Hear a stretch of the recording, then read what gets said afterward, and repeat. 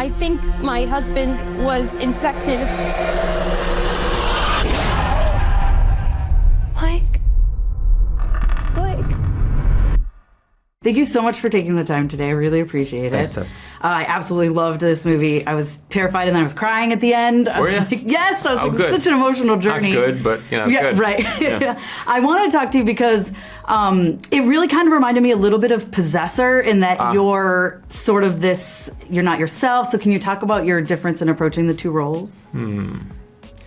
Different. Let's see. Possessor is a little bit more like I have to play somebody else that's in me, which sort of sounds strange, like pseudo-sexual, which is not strange.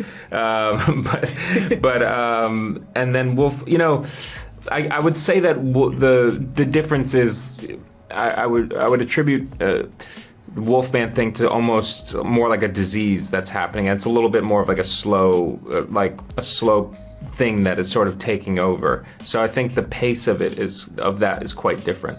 But yeah, I mean, still both similar challenges. When you're not playing yourself, I guess.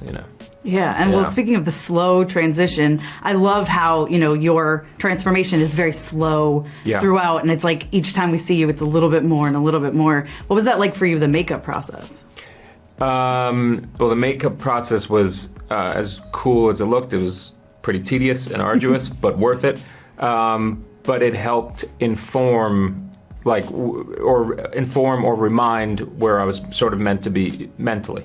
You know what I mean? Because it's Arian who designed it. It's all very specific, and there's about 7 or 8 sort of stages of makeup, and once I knew what I looked like, it can remind me mentally where I'm sort of supposed to be in terms of the levels of animal, human. Yeah.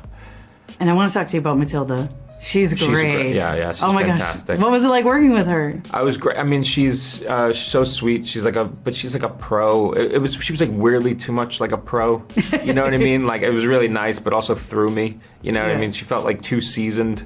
Like, I felt like she was like, some like old theater dame having a cigarette in the corner or something like that. I mean, she wasn't, but it sort of felt like that. But she's fantastic. Oh, I love it. And then Lee had mentioned that like you hurt your knee prior to going into filming. Yeah.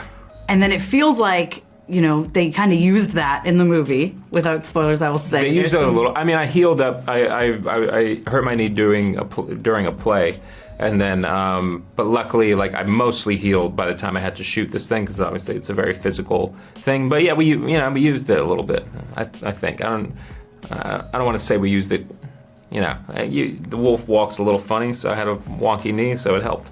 Yeah. It helped. Yeah. How much of that did you lean into, or was it mostly like you were mostly healed by that? I was mostly healed by then. It wasn't like, we didn't change the script completely around for it. No, it was all good. Yeah. Awesome. And then what do you hope that audiences experience with this? Like I said, it was very emotional for me. I feel like it's ups and downs. Yeah, well, I mean, I think it's important to have fun. It's a horror movie, right? So you want to go to a theater and experience, the jump scares and sort of have that roller coaster ride. But by the end, hopefully that you still recognize the sort of tragedy of it, and that there is some heart to it. And I think that part of it is what makes it last. You know what I mean? There's the fun part, which is the thrill and immediate, and then hopefully the heart in the movie makes it sort of linger.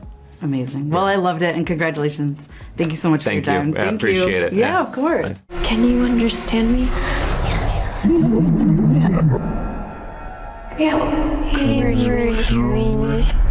You're scaring me.